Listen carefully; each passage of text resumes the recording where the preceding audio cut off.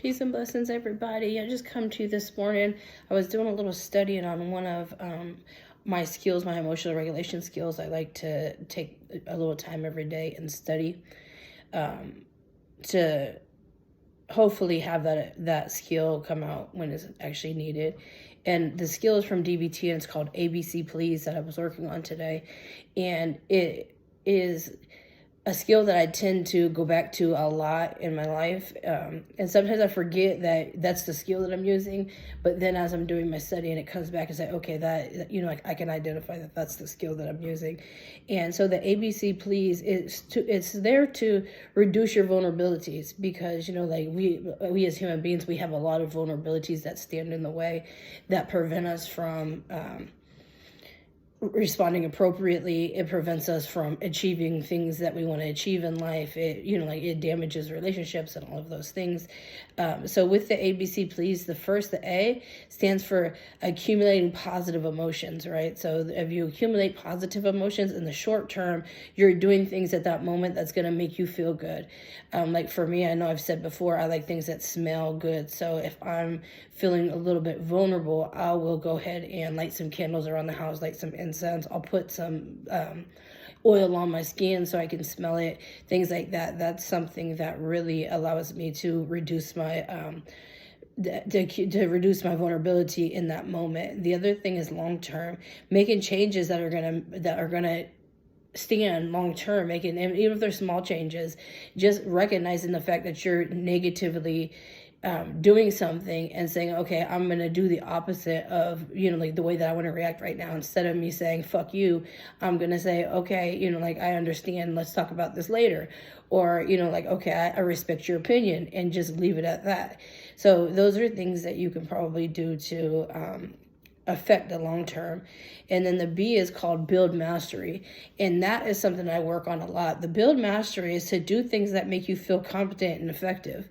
And so to do things that make you feel competent and effective, it then combats the helplessness and the hopelessness that you might feel in life.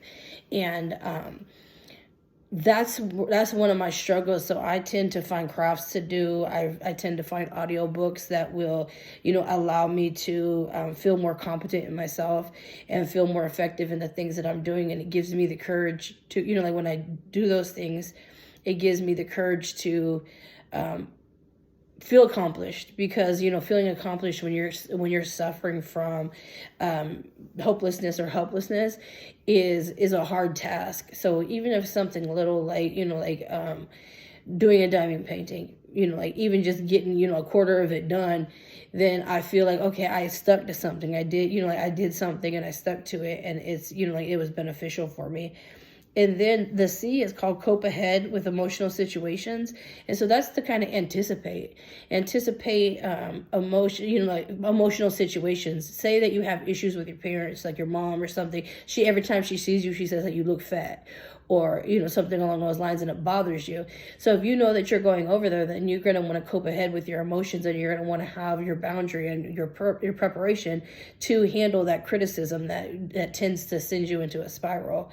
So just making a plan to not allow yourself to be emotionally jarred by somebody's comments or somebody's actions is something that is very helpful. It's helped me a lot in relationships that I've had, because I've had a lot of negative things come my way, but instead of me absorbing those and reacting to those, I've been able to stick into my boundaries and use my emotional regulation skills to not be combative and not end up in a fight.